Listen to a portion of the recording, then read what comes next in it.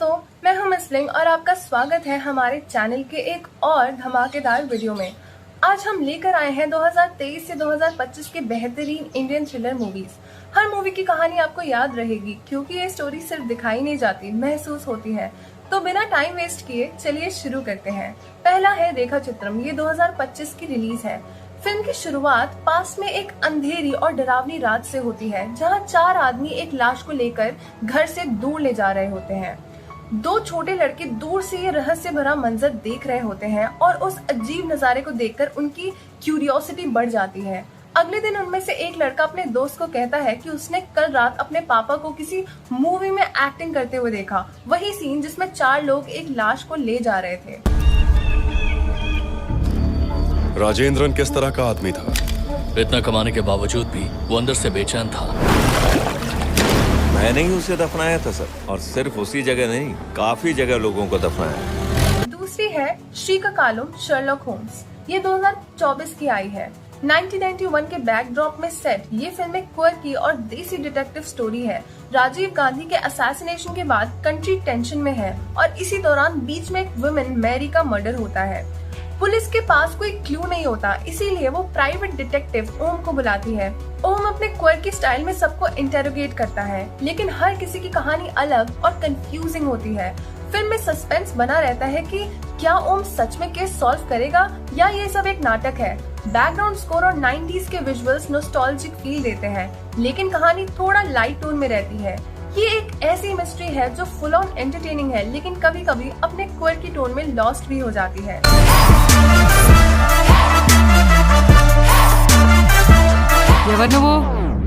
చాలా selective very perfective ఎంతో creative calculative పైనరీ relative long coat long shirt మొదక ప్రోగ్రామ్ ఎంతో ఎఫెక్టివ్। तीसरा है तल्लावन। तल्लावन एक रियलिस्टिक पुलिस प्रोसीजरल थ्रिलर है जिसमें दो पुलिस ऑफिसर की पर्सनल और प्रोफेशनल राइवलरी स्टोरी को ड्राइव करती है। सीआई जयशंकर और एसआई कार्तिक एक मर्डर केस में टैंगल्ड है। पहले सस्पेक्ट मनु दास को सेल्फ डिफेंस में छोड़ा जाता है, लेकिन बाद में उसकी वाइफ राम्या की लाश मिलती है और जयशंकर खुद सस्पेक्ट बन जाता है। इन्वेस्टिगेशन आगे बढ़ता है और हर कैरेक्टर सस्पिशियस बनने लगता है।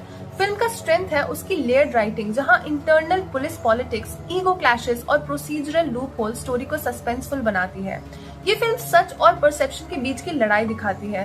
क्या जयशंकर सच में कल्प्रिट है या सब कुछ एक बड़े कॉन्स्पिरेसी का पार्ट है? इसका जवाब मिलता है एक इम्पैक्टफुल क्लाइमैक्स में। वो मुफट है, उसकी उम्र में हम भी तो ऐसे ही थे।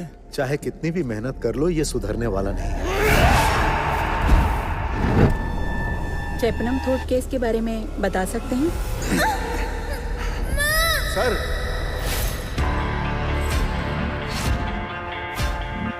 फोर्थ है पुरुष प्रेतम। इस फिल्म का मतलब है कि द मेल घोस्ट, लेकिन ये हॉरर नहीं। एसआई सेबेस्टियन और कांस्टेबल दिलीप को एक अनआइडेंटिफाइड बॉडी मिलती है जिसे एक औरत क्लेम करती है कि वो उसका हस्बैंड है।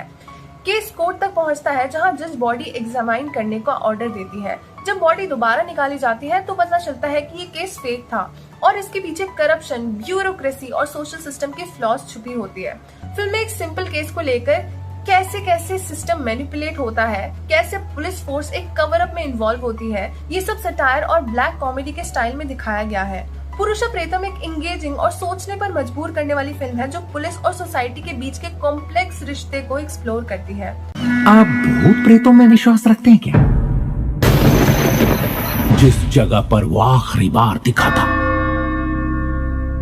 जानते हैं उस इलाके में रात में कोई भी नहीं जाता है।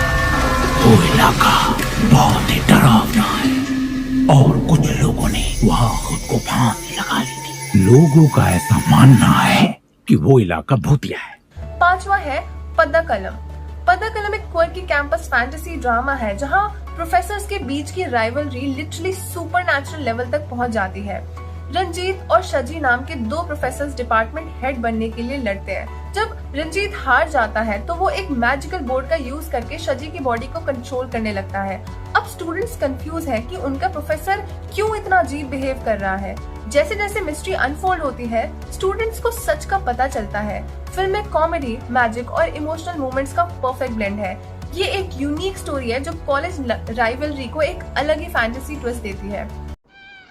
जब जादू और टोने टोटके आम थे, उसे यह एहसास हुआ कि उसके पास जो वस्तु है वो दुनिया को नियंत्रित कर सकती है। उसने इसे उसी स्थान पर दफना दिया जहां उसने युद्ध जीता था।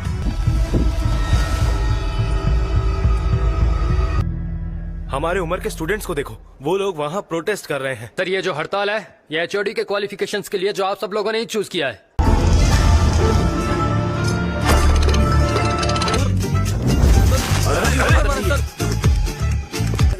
सिक्स्थ है पॉनमैन। पॉनमैन की कहानी है एक छोटे से गोल्ड डीलर अजेश की, जो अपने दोस्त की बहन की शादी में 25 सोवरेन गोल्ड उधार देता है। ये गोल्ड उसकी जिंदगी का सबसे बड़ा बोझ बन जाता है, क्योंकि स्टेफी की शादी एक क्रिमिनल मरीनो से हो जाती है जो गोल्ड चुरा लेता है। अजेश उस गोल्ड को वापस लाने के लिए हर पॉसिबल तरीका यूज करता है। फिल्म कोस्टल केरला के बैकड्रॉप में सेट है और डाउरी प्रेशर, फैमिली रेपुटेशन और ह्यूमन डिग्निटी जैसे थीम्स को एक्सप्लोर करती है। स्टेफी और अजेश के बीच एक सटल इमोशनल बॉन्ड डेवलप होता है, लेकिन बिना किसी रोमांटिक ड्रामा के। ये फिल्म एक साइलेंट रिबेलियन है उन सोशल नॉर्म्स के खिलाफ जो लोगों को सिर्फ पैसा और इज्जत के तराजू में तोलते हैं। ये होता है हम लैटिन कैथलिक्स के रिवाज जगह के हिसाब से। तुम लोग यहाँ आ जाओ ना, यहाँ सब कुछ रेडी है। आप इस पे साइन कर दीजिए। निकल यहाँ से। अरे सेवेंथ है कुदुम भस्तन। नवीन एक ग्राफिक डिजाइनर है जो वेनिला से इंटरकास्ट मैरिज करता है। जब नवीन अपने जॉब खो देता है तो वो घर पर ये बात छुपा लेता है। उनके घर में इन लॉज का प्रेशर, भाई का ईगो और सोशल एम्बैरेसमेंट सब कुछ नवीन के ऊपर आ जाता है।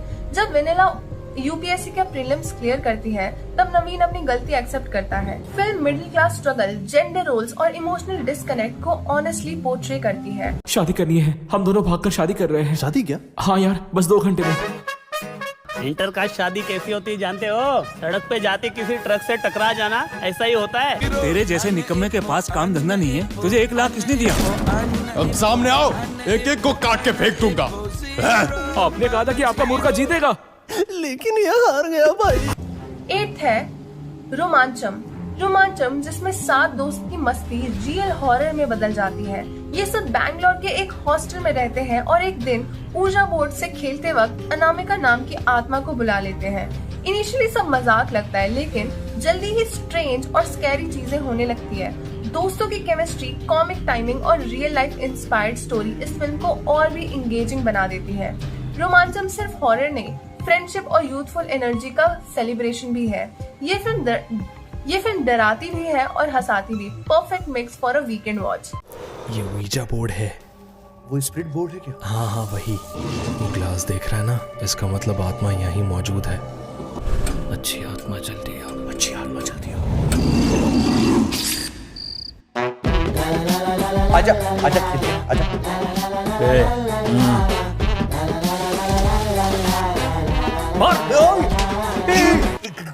9th है हॉस्टल हुदुगारू बेका गिरधारी। क्या होता है जब एक हॉस्टल वार्डन सुसाइड कर लेता है और ब्लेम छोड़ जाता है कुछ स्टूडेंट्स के नाम पर। फिल्म यही दिखाती है एक रात जिसमें हॉस्टल के लड़के पैनिक, गिल्ट और फियर में डूब जाते हैं।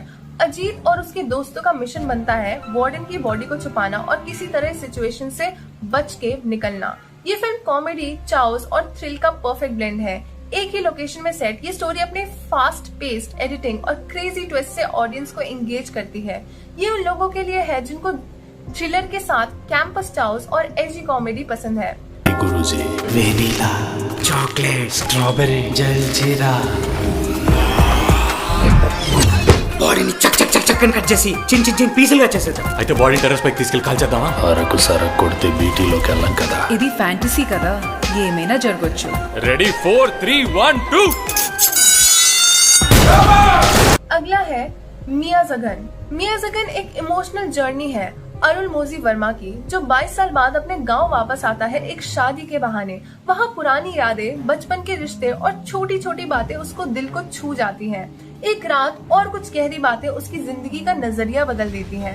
ये फिल्म दिखाती है कि कभी कभी सिर्फ एक कॉन्वर्सेशन भी इंसान को उसकी रूट्स तक ले जा सकती है।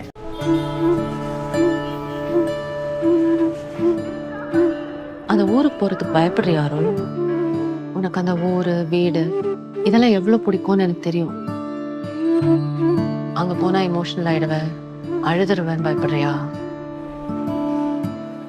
तो दोस्तों, ये थी मेरी बेस्ट थ्रिलर मूवीज की रिकमेंडेशंस, जिनमें थ्रिलर के साथ साथ कॉमेडी और फुल ऑन एंटरटेनमेंट भी मिलेगा। अगर आपने इनमें से कोई देखी है तो आपको ये मूवीज कैसी लगी मुझे कमेंट करके जरूर बताना।